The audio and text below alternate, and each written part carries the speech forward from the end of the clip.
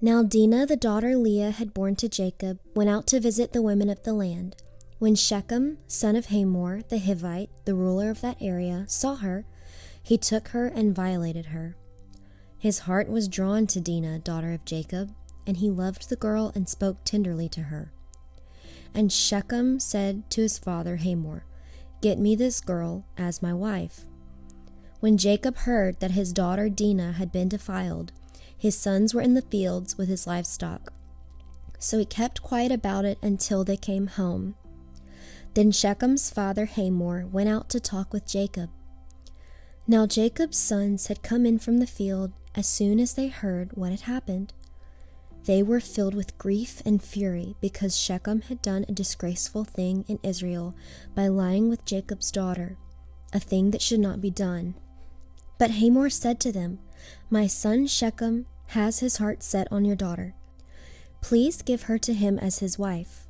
Intermarry with us, give us your daughters and take our daughters for yourselves. You can settle among us, the land is open to you. Live in it, trade in it, and acquire property in it."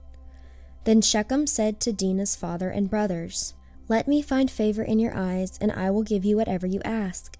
Make the price for your bride and the gift I am to bring as great as you like, and I'll pay whatever you ask me. Only give me the girl as my wife."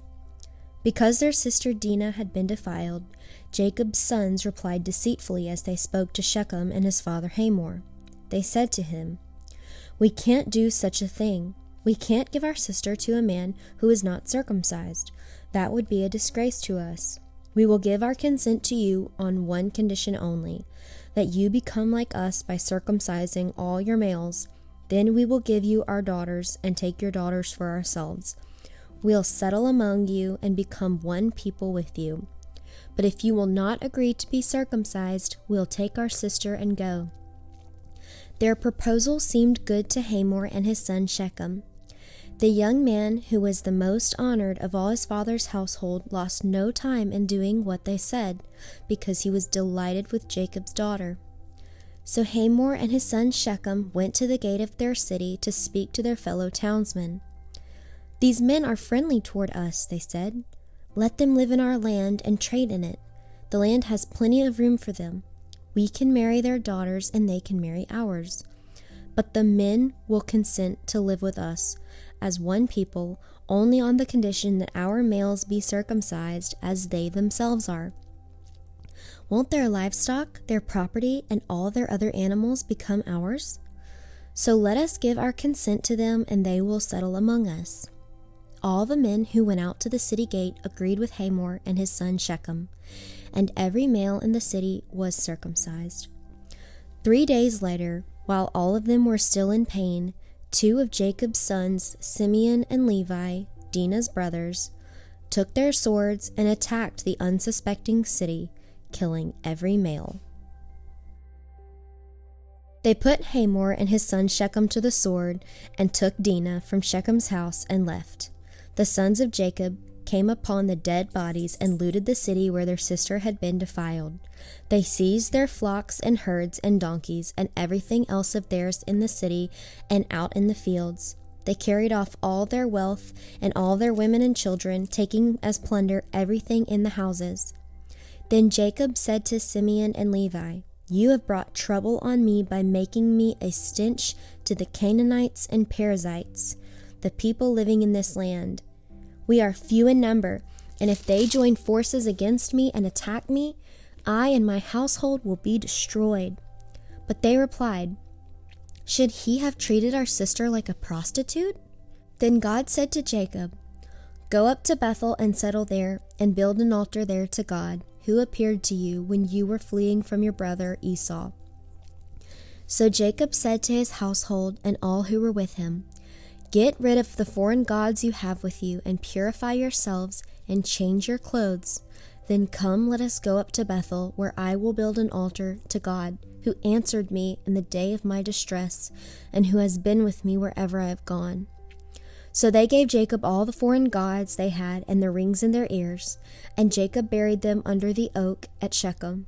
Then they set out, and the terror of God fell upon the towns all around them, so that no one pursued them. Jacob and all the people with him came to Luz, that is Bethel, in the land of Canaan. There he built an altar, and he called the place El Bethel, because it was there that God revealed himself to him when he was fleeing from his brother. Now Deborah, Rebekah's nurse, died and was buried under the oak below Bethel, so it was named Allon Bakuth. After Jacob returned from Padan Aram, God appeared to him again and blessed him. God said to him, "Your name is Jacob, but you will no longer be called Jacob. Your name will be Israel." So he named him Israel. And God said to him, "I am God Almighty. Be fruitful and increase in number. A nation and a community of nations will come from you, and kings will come from your body. The land I gave to Abraham and Isaac, I also give to you, and I will give this land to your descendants after you." Then God went up from him at the place where he had talked with him. Jacob set up a stone pillar at the place where God had talked with him, and he poured out a drink offering on it. He also poured oil on it. Jacob called the place where God had talked with him Bethel. Then they moved on from Bethel, while there was still some distance from Ephrath. Rachel began to give birth and had great difficulty. And as she was having great difficulty in childbirth, the midwife said to her, "Don't be afraid, for you have another son." As she breathed her last, for she was dying, she named her son Ben-Oni, but his father named him Benjamin. So Rachel died and was buried on the way to Ephrath, that is, Bethlehem. Over her tomb, Jacob set up a pillar, and to this day that pillar marks Rachel's tomb. Israel moved on again and pitched his tent beyond Migdal Eder. While Israel was living in that region, Reuben went in and slept with his father's concubine Bilhah, and Israel heard of it. Jacob had 12 sons. The sons of Leah: Reuben, the firstborn of Jacob; Simeon, Levi, Judah, Issachar, and Zebulun. The sons of Rachel: Joseph and Benjamin. The sons of Rachel's maidservant Bilhah: Dan and Naphtali. The sons of Leah's maidservant Zilpah: Gad and Asher. These were the sons of Jacob, who were born to him in Padan Aram. Jacob came home to his father Isaac in Mamre, near Kiriath Arba, that is Hebron, where Abraham and Isaac had stayed.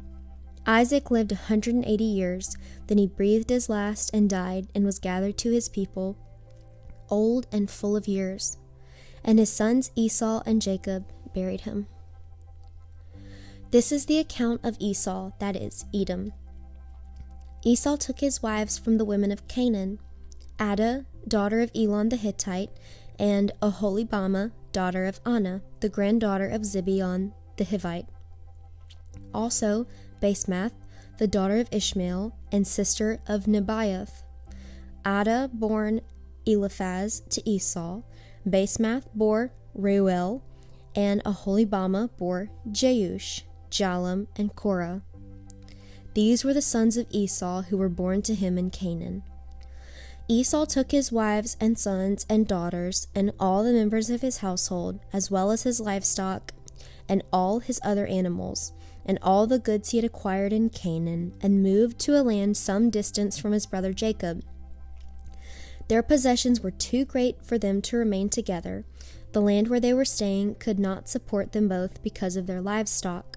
So Esau, that is Edom, settled in the hill country of Seir.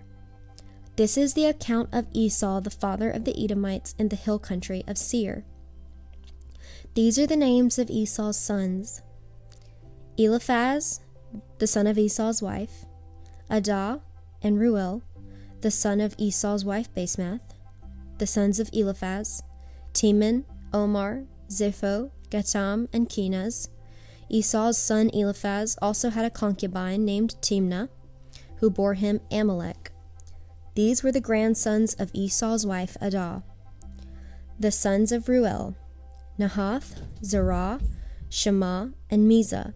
These were the sons of Esau's wife Basemath. The sons of Esau's wife Oholibamah, the daughter of Anah, and granddaughter of Zibeon, whom she bore to Esau. Jeush, Jalam, and Korah. These were the chiefs among Esau's descendants, the sons of Eliphaz, the firstborn of Esau. Chiefs Teman, Omar, Zepho, Kenaz, Korah, Gatam, and Amalek. These were the chiefs descended from Eliphaz in Edom. They were grandsons of Adah. The sons of Esau's son, Reuel. Chiefs Nahath, Zerah, Shammah, and Mizah. These were the chiefs descended from Reuel in Edom.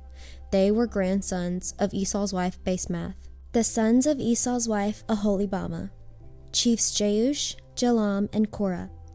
These were the chiefs descended from Esau's wife Aholibamah, daughter of Anah. These were the sons of Esau, that is, Edom, and these were their chiefs. These were the sons of Seir the Horite, who were living in the region: Lotan, Shobal, Zibeon, Anah, Dishon, Ezer, and Dishan. These sons of Seir in Edom were Horite chiefs. The sons of Lotan, Hori and Homam. Timnah was Lotan's sister. The sons of Shobal, Alvan, Manahath, Ebal, Shepho, and Onam. The sons of Zibeon, Aiah and Anah. This is the Anah who discovered the hot springs in the desert while he was grazing the donkeys of his father Zibeon. The children of Anah, Dishon and Aholibamah, daughter of Anah. The sons of Dishon, Himdan, Eshban, Ithran, and Kiran. The sons of Ezer, Bilhan, Zavan, and Achan. The sons of Dishan, Uz, and Aran. These were the Horite chiefs: Lotan, Shobal, Zibeon, Anah, Dishon, Ezer, and Dishan. These were the Horite chiefs, according to their divisions in the land of Seir. These were the kings who reigned in Edom before any Israelite king reigned. Bela, son of Beor, became king of Edom. His city was named Dinhabah. When Bela died, Jobab, son of Zerah, from Bozrah, succeeded him as king. When Jobab died, Husham from the land of the Timonites succeeded him as king.